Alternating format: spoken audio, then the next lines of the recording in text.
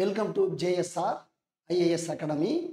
இந்த வகுப்பில் நாம் விலங்குகள் மற்றும் பறவைகளின் இளமை பெயர்கள், இளமை மரபு பெயர்கள் குறித்து காண்போம்.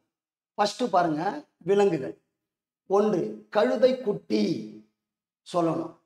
அதே மாதிரி கழுதை, குதிரை, குரங்கு, நாய், ஆடு இவற்றினுடைய குட்டிகளை எல்லாம் கழுதை குட்டி, குதிரை குட்டி, குரங்கு குட்டி, நாய்க்குட்டி, ஆட்டுக்குட்டி என்ற சொற்களால் தான் குறிப்பிட வேண்டும். அதுவே சரியான மரபு. மான், எருமை இவற்றினுடைய குட்டிகளை எல்லாம் மான் கன்று என்றும் எருமை கன்று என்றும் சொல்ல வேண்டும். அதே போன்று யானை கன்று. அடுத்தது சிங்கத்தினுடைய குட்டியை சிங்க குட்டி என்று சொல்லக்கூடாது, அது மரபு பிழை. சிங்கத்தினுடைய குட்டியை சிங்க குருளை என்றுதான் சொல்லணும்.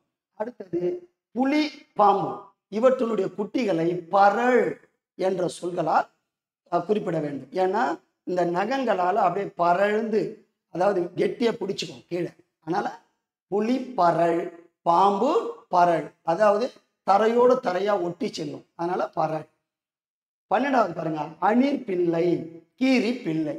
இது ரெண்டுமே பிள்ளை என்ற சொற்களால் குறிப்பிட வேண்டும். அதாவது 14, 15 கோழி குஞ்சு, குருவி குஞ்சு. அதாவது பறவைகளுடைய குட்டிகளை எல்லாவற்றையும் குஞ்சு என்ற சொல்லால் தான் குறிப்பிட வேண்டும். கோழி குஞ்சு, குருவி குஞ்சு, இல்லையா? அதே மாதிரி கழுகு குஞ்சு, இப்படிதான் நாம் சொல்ல வேண்டும். நன்றி, வணக்கம்.